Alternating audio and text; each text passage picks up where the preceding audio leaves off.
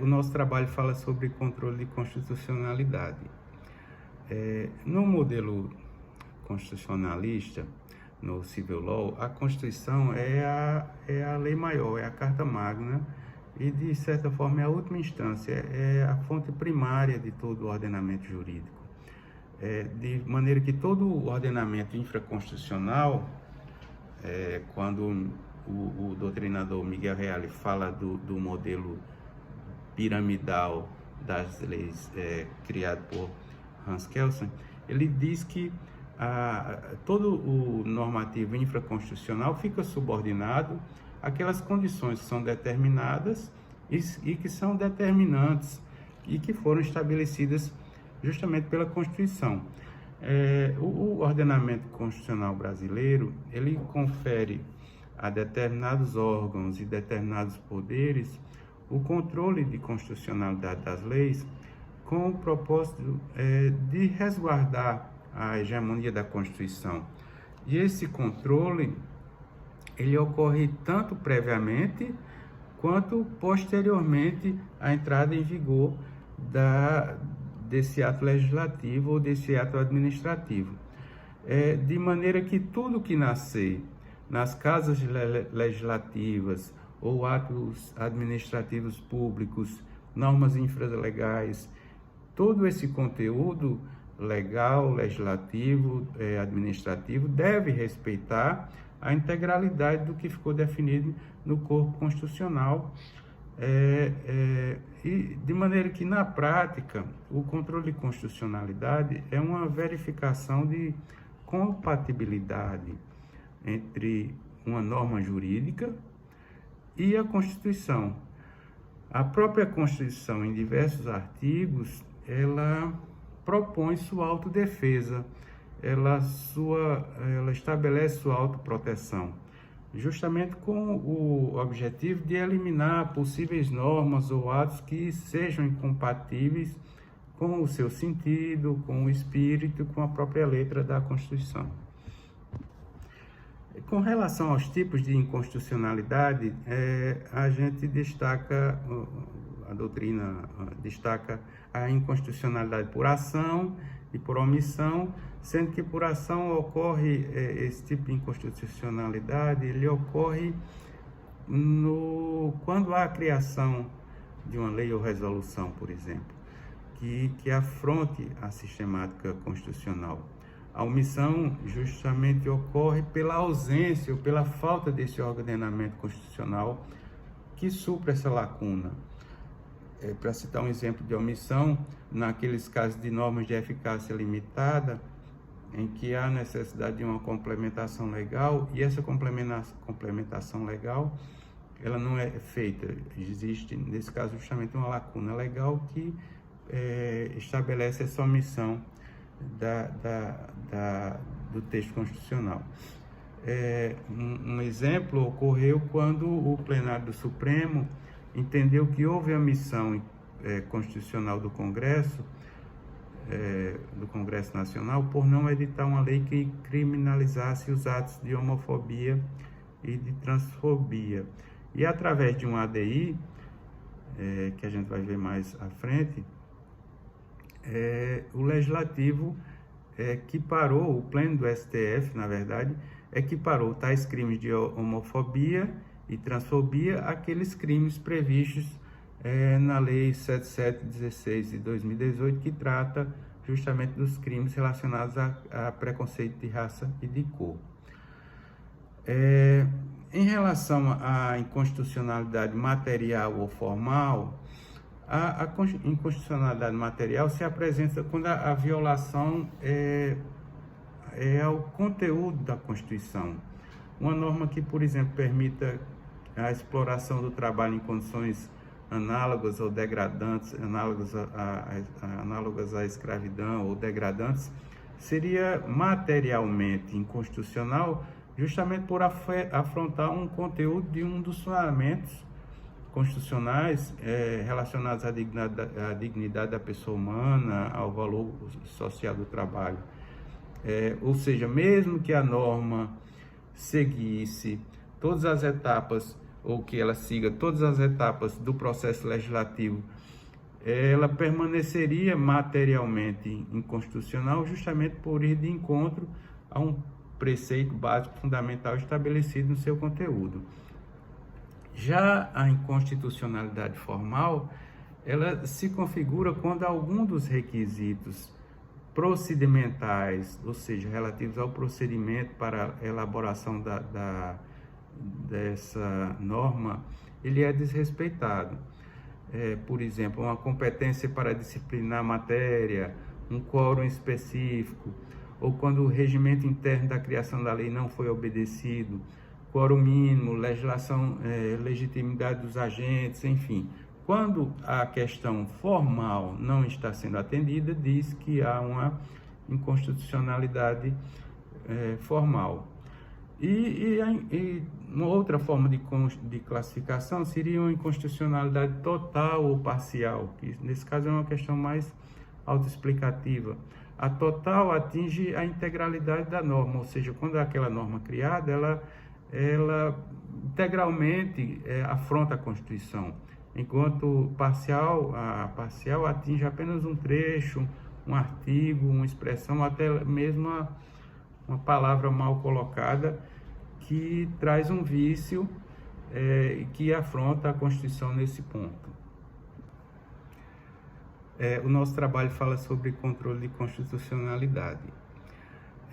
No modelo constitucionalista, no Civil Law, a Constituição é a lei maior, é a Carta Magna e, de certa forma, é a última instância, é a fonte primária de todo o ordenamento jurídico.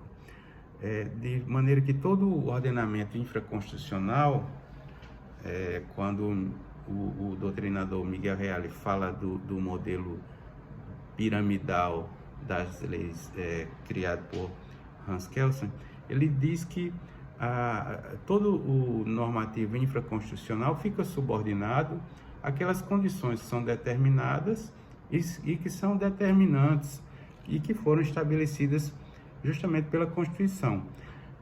O ordenamento constitucional brasileiro, ele confere a determinados órgãos e determinados poderes o controle de constitucionalidade das leis com o propósito de resguardar a hegemonia da Constituição.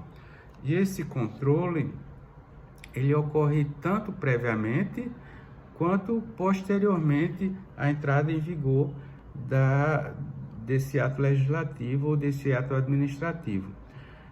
De maneira que tudo que nascer nas casas legislativas ou atos administrativos públicos, normas infralegais, todo esse conteúdo legal, legislativo, administrativo, deve respeitar a integralidade do que ficou definido no corpo constitucional,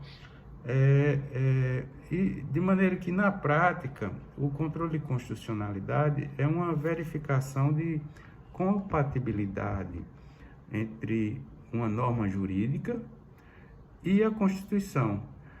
A própria Constituição, em diversos artigos, ela propõe sua autodefesa, ela estabelece sua autoproteção, justamente com o objetivo de eliminar possíveis normas ou atos que sejam incompatíveis com o seu sentido, com o espírito, com a própria letra da Constituição. Quanto ao momento de análise da não constitucionalidade do ato da legislação, o controle, a gente viu que existe o controle preventivo e existe o controle repressivo, né? O controle preventivo é aquele feito a priori e o repressivo é feito a posteriori, ou seja, antes e depois da entrada em vigor do ato legislativo. O controle repressivo o controle preventivo de certa forma, aquele controle político que ele é feito ou pelo presidente da República, pelo Executivo, ou pelo Legislativo, antes da edição do ato legislativo. Então, por exemplo, na Câmara e no Senado, nas comissões de Constituição e Justiça, onde é feito um estudo daquela legislação específica para saber se aquele conteúdo ele é condizente ou não com o texto constitucional. Esse é uma espécie de controle preventivo, da mesma forma que é o controle feito pelo presidente da República, que dispõe a competência de vetar ou não, através do artigo 66, parágrafo 1º da Constituição, que diz justamente que o presidente da República, considerando um projeto no todo ou em parte inconstitucional, ele pode vetá-lo total ou parcialmente. Então, esse tipo de controle é feito no âmbito político, digamos assim, já que é feito pelo Executivo e pelo Legislativo, previamente à entrada em vigor de determinado ato legislativo, e até mesmo nos casos de adição de atos ordinários administrativos do Executivo, é feito previamente à entrada em vigor pelo próprio Executivo. Já o controle repressivo, ele é feito principalmente pelo sistema judiciário, mas não exclusivamente, mas ele é principalmente feito pelo judiciário quando do seu labor, da sua prática, da sua rotina de trabalho do sistema judiciário. Então, a Constituição de 88, ele estabeleceu duas modalidades de controle que são postas em prática pelo sistema, pelo Poder Judiciário. Existe aquele sistema, aquela modalidade de controle concentrado, que de certa forma tem esse nome porque ele é concentrado no STF, da mesma forma que nos Estados Unidos, que segue um modelo constitucionalista, esse tipo de decisão é concentrado na Suprema Corte, no Brasil é concentrado no STF. Existe aquele modelo de decisão de controle de constitucionalidade que é difuso, que é feito pelos juízes, pelos tribunais, na prática, no dia a dia, na utilização do direito. Então, o primeiro, como eu disse, o controle concentrado é monopolizado, digamos assim, pelo STF. Então, enquanto que o difuso é espalhado, difuso, entre os tribunais e até mesmo através de uma decisão de um próprio juiz. O controle difuso, ele é dito incidental, quando, por exemplo, na análise de um caso concreto, o juiz verifica a validade da aplicação específica de uma lei e ele pode ou não aplicá-la, ou seja, é uma questão que tem validade interpartes. Ela ocorre quando da aplicação da subsunção, do silogismo, o juiz percebe que aquela lei específica ela contraria no todo ou em parte a Constituição. Então ele decide não aplicar aquela lei para aquele caso. Esse é um controle difuso que é feito de forma difusa em em todo o Poder Judiciário. Qualquer juiz ou tribunal ele pode deixar, diante de um determinado caso, de aplicá-la àquela lei, por entender que é inconstitucional, e essa não aplicação tem uma decisão, uma validade interpartes, ela não afeta terceiros.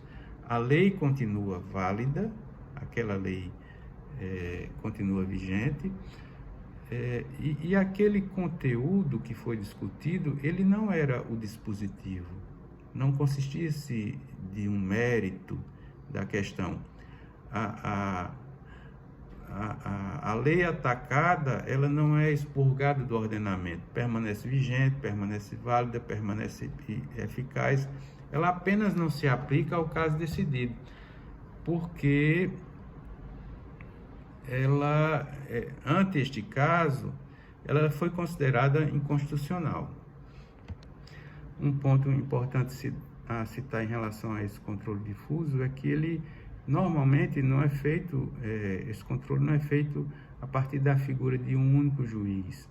Existe um artigo constitucional, o artigo 97, onde ele prevê a necessidade de que somente a maioria absoluta de um colegiado, a maioria de seus membros, o artigo 97 diz que somente pela maioria dos votos, maioria absoluta de seus membros, é que o respectivo órgão especial que foi criado no tribunal ou pelo próprio pleno do tribunal, ele pode declarar a inconstitucionalidade da lei, de maneira que não é feito por uma pessoa do juiz em si, mas no âmbito de uma decisão colegiada.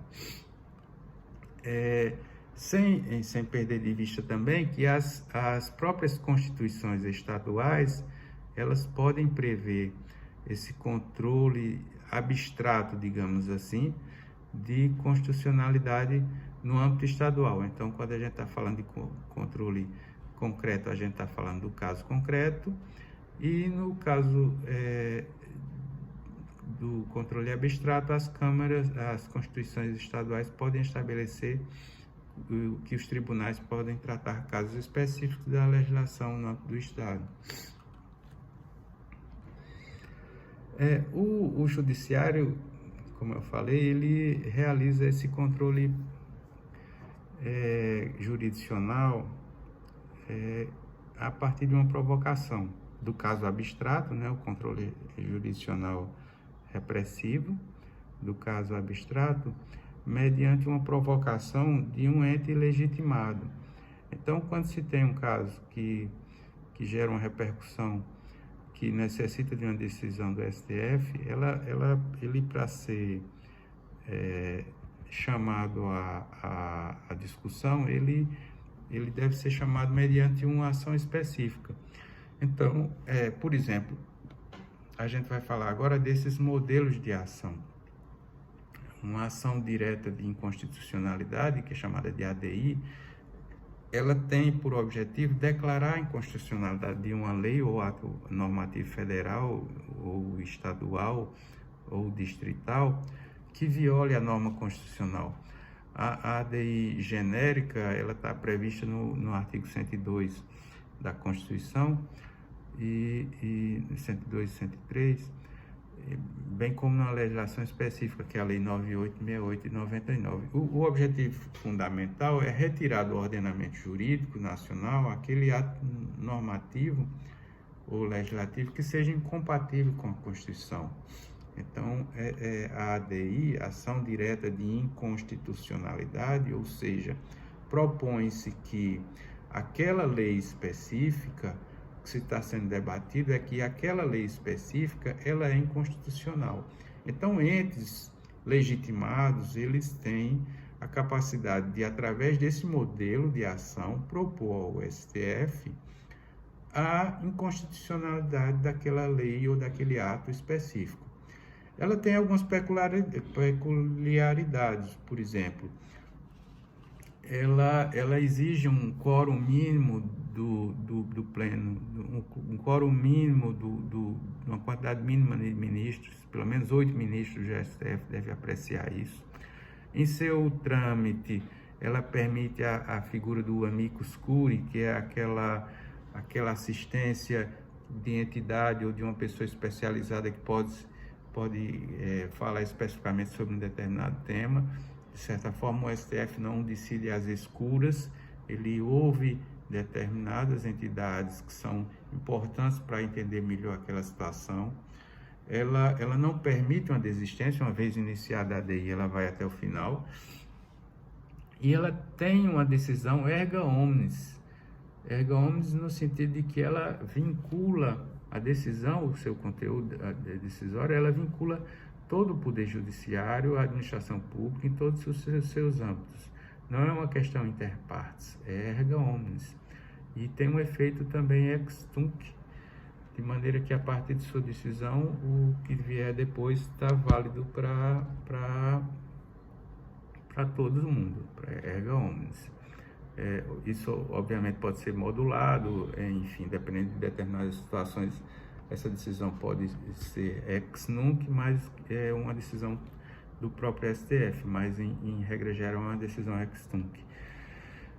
Quem são as pessoas legitimadas, as entidades legitimadas? Normalmente não, constitucionalmente está estabelecido lá que pelo menos o presidente da República, o procurador-geral e os governadores, as mesas do Senado, mesa da Câmara, mesa da Assembleia Legislativa, o Conselho Federal da OAB, o partido político com representatividade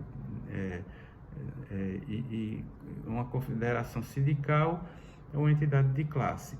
É preciso que aquele tema que seja objeto de discussão, ele tenha uma pertinência temática em relação ao autor da ação.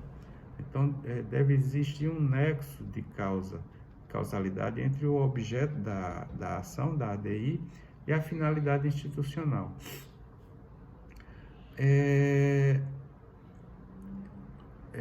Enfim, a ADI ela pode ser por omissão ou por intervenção. Na intervenção, naqueles casos do artigo 34, onde o PGR envia o processo ao STF, quando aquele rol de situações previstas no artigo 34 sugere a necessidade de uma intervenção, por exemplo, da União no Estado, e esse é um caso de um ADI para a intervenção.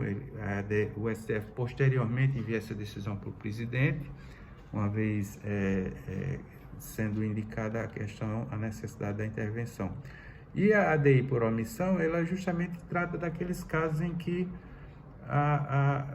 eu citei aqui aquele caso em que a legislação específica não está sendo tratada, ela é incompleta e há a necessidade de uma complementação por parte um entendimento por parte do STF que existe uma lacuna legal que precisa ser complementada por uma decisão do STF.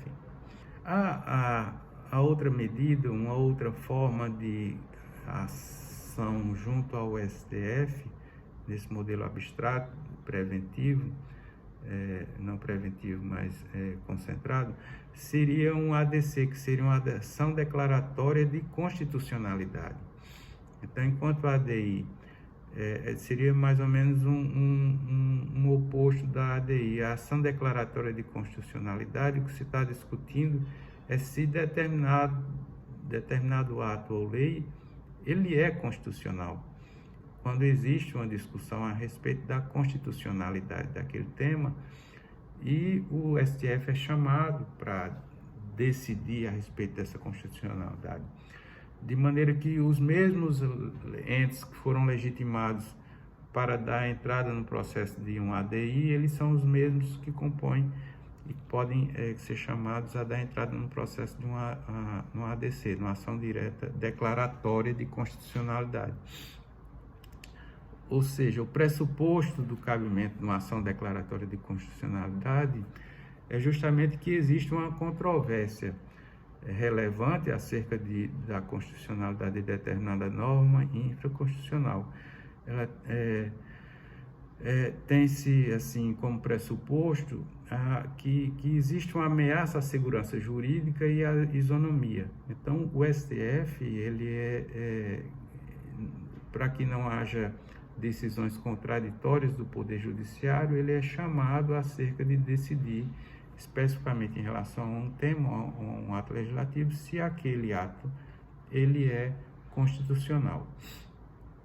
Uma outra medida seria a DPF, seria a arguição de descumprimento de preceito fundamental. Ela é tida como uma medida subsidiária. Ela tem no seu cerne a finalidade de evitar ou reparar a lesão a um preceito fundamental resultante do ato do poder público.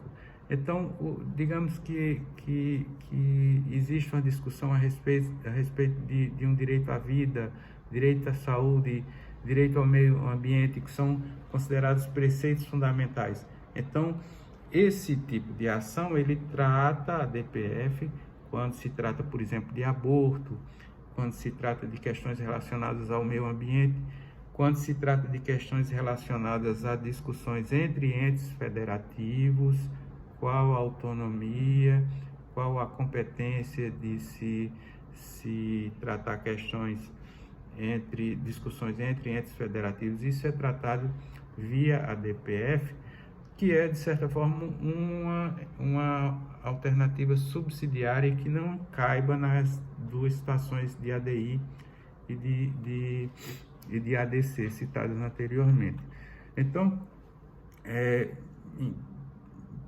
fundamentalmente, a DPF trata das questões relacionadas aos preceitos fundamentais e, subsidiariamente, digamos assim, ela analisa casos de atos administrativos, de normativos municipais. A gente viu que a ADI trata questões relacionadas aos estados, ao Distrito Federal e à União, enquanto que as questões relacionadas aos municípios são tratadas via DPF.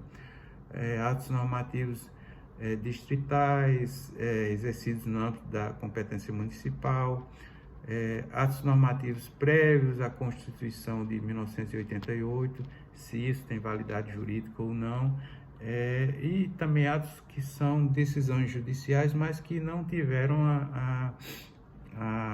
o trânsito em julgado ainda. E por fim, para finalizar, o controle repressivo, a gente viu o controle... e por fim, para finalizar, a gente tem o controle repressivo, que é aquele controle efetuado pelo Legislativo, que é estabelecido nos artigos 49 e artigo 62, quando o Legislativo estabelece quais são os limites das medidas provisórias e das leis delegadas, ou seja, ele faz uma espécie de revisão daquele poder de criação normativa ou legal, legislativa, que é dado ao Executivo, e de maneira que ele faz essa espécie de avaliação, o Legislativo faz essa espécie dessa avaliação, essa conferência constitucional dos atos do Executivo, questões relacionadas a medidas provisórias, ao conteúdo constitucional das medidas provisórias, ao conteúdo das leis delegadas. E aquela situação em que também é concedida ao Senado a prerrogativa de suspender a execução, no todo ou em parte, de uma lei que foi declarada inconstitucional pelo STF. Seria mais um exemplo de um caso de controle repressivo executado pelo Legislativo. Esse é o nosso trabalho. As pessoas que constituem o grupo estão relacionadas no anexo, na parte escrita, e a bibliografia contém a fonte de pesquisa que foi utilizada para a realização desse vídeo. Obrigado.